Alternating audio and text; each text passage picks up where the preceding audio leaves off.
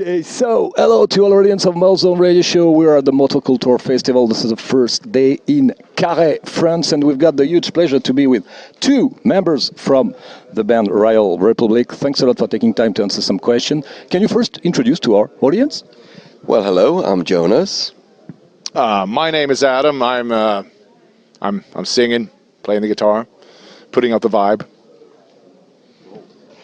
To begin with the unavoidable question, can you do a brief history of the genesis of the band Royal Republic? Let me just hold that so you don't get a cramp, because it's going to take a long time.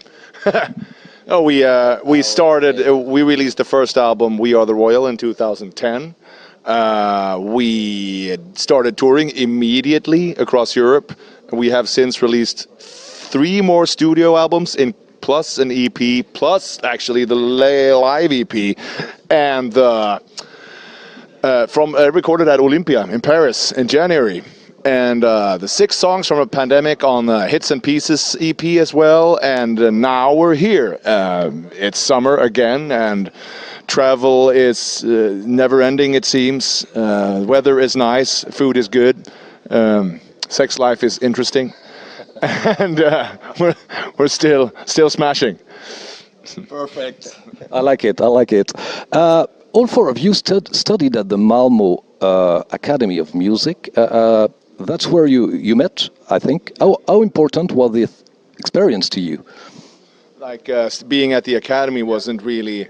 I mean, we were all kind of. Pal was in the symphony orchestra playing the percussion. The three of us were in a different program, like kind of being groomed to be teachers. You know what I mean? And I honestly, for me, it was more like I moved to Malmö.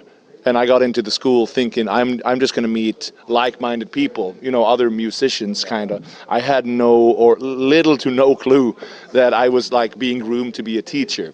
And about 1 year in, I decided, okay, I don't like where this is going. This is killing my vibe. I want a band. I'm going to start this band now. So I started writing songs, and then I was looking around, and it was very clear to me that I need people who can play. Like, I don't need friends to play. I don't need somebody that I have to go like, okay, put your finger here, and then here, and then, no way. So I met these guys. These were like, Hannes was the first bass, or first guitarist. Hey, sorry. But it was kind of, we started like the other way around from what other bands do, which is like your friends when you're teenagers or whatever, and this was like business first, friendship later. Work it out on the road. Yeah, kind of. And then we started touring together, like even on the first and second album. It was kind of like still getting to know each other. You know what I mean? I guess we still are, but I mean now we know each other pretty well. So I know exactly which button to push if I want to piss Jonas off. Push it. No. Push. So the album Club Majesty was released in 2019. Yeah, we are in August 2023. When can we expect a new album? You can expect the new album to be recorded before Christmas. Okay, cool. So for the release next year. Yeah. Okay, cool. So gotta wait. It's gonna come. In November last year, you were invited to participate in the TV show, French TV show called Taratata with Nagui. What memories do you keep of that experience? Nagui actually came and said hi when I was sitting and I was having lunch at the TV show, like doing setup and stuff. And he came and just out of the blue and said hi. And I was kind of, here's the problem with being Swedish in Europe. Like, you have these celebrities here that we don't really know who the faces. Same in wherever we go in Germany and England, so he came up and said hi, and I noticed the whole dining room went like a little bit like that, and I was like,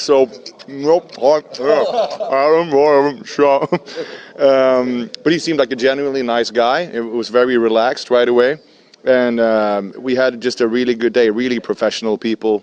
It was nice to meet Kokomo for the first time. Yeah. So all in all, a very good experience, I'd say, which is not always the case with TV. But this was good, yeah. You opened for Offspring on a tour. Yeah, As 12 years ago. 12 years ago, yeah, 12 years ago, but you do it. How, has it quickly opened doors for you? Was it No. No, I mean, were you going to say yes? It opened the door for me. Yeah, I know noodles now.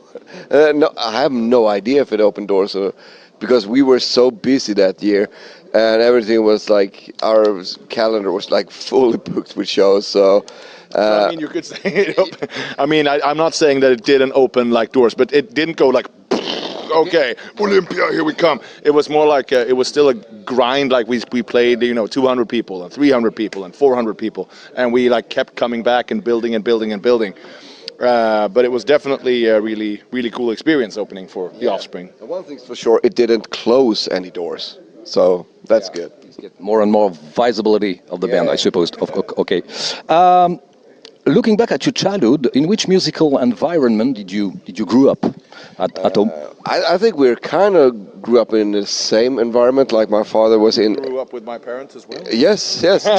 I am your brother, the bastard brother from an island. Now, at home it was basically Deep Purple, Black Sabbath, Rolling Stones, and the Beatles, and that's what I discovered from my parents. And then I found Metallica, and the rest is history, I would say, for me. Yeah, I mean, my parents were both musicians, and we had this music room at home, kind of a home studio set up with an old school like 4-track tape recorder and a rack of analog like reverbs and delays and effects and stuff. So I would sit and play with that and record. There was music on all the time, and they would play like pretty much every weekend. And I mean, you get the music that you grow up with, which in my case was everything from Earth, Wind and Fire to Tom Petty to the Beatles to Led Zeppelin and so on and so forth. And Metallica was also my first like departure. This is me. This is my own thing. Nirvana and Metallica actually at the same time. Toto. But I discovered, I think we were both raised with a very eclectic kind of taste, like a wide scope of genres. It wasn't like, this is music, this is not music, We had everything from like the 90s dance, techno music to the very like classical, old school music and everything in between. And that's the way we still listen to music and write music, I think, so. Do you remember the first concert you got? With Royal Republic? No. Not with the Royal Public as me personally. Yeah, I remember it was in a mall where I live, and we had rehearsed the songs, and I was so nervous that I looked down at the floor the whole show. Like I thought we rehearsed, it was all fine, it's gonna be all good, but when it came down to it, like, oh man, I'm really nervous. That was the first time I had never been so nervous ever. So with Royal Public, that's easy compared to the first show. Yeah. Oh, so you mean like the concert we played, or I played, or the concert I saw? First concert you saw. You saw, I saw, okay. I lied. Oh, you idiot.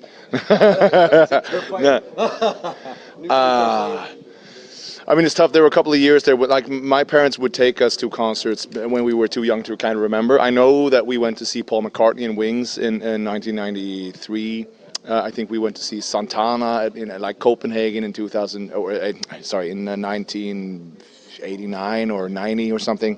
A number of those. I remember like the weirdest concert I ever been to, which is one of my earliest memories, is we went to this man's home island, and there was like a one-day festival which had the strangest lineup. Again, like Offspring played at like 5. And then Carola, who is like a Swedish Schlager legend, played second. And then Earth, Wind and Fire came on and headlined the set with like a 19-piece band. It's just like those three in succession just shows, this is the range of music you can kind of enjoy. It was insane. But it was really cool. I remember that being one of my, first like... I would like to scratch my answer, and I would just say Smokey, that I'm good. Go. No problem. Okay, so That's what are the future plans for Royal Republic? I suppose the new album is a priority. Yeah, we're getting a new bass player, getting somebody tall, some tall and dark. 2.5 meters would be... Yeah, we're getting Michael Jordan into or Shaq. Shaq attack. Big news. Shaq joins the World Republic Guitar Armada. It's like one finger's like the whole 88 keys. Like. Be nice now. Yeah, we're heading into the studio in October to smash the record button. As always, we'll see. It's going to be a tight schedule, but we'll get it done. We always do. I'm excited just to like start an album again. Because the pandemic kind of killed our momentum with Club Majesty, which was a really good momentum. We played the biggest like shows we've ever played, and we had the best streaming, and we had, everything was going in a really nice direction. And then, shit happened. But coming back from it, like, and ending the European tour at Olympia, was sold out Olympia, was amazing, and an indication that things are still like heading in the right direction.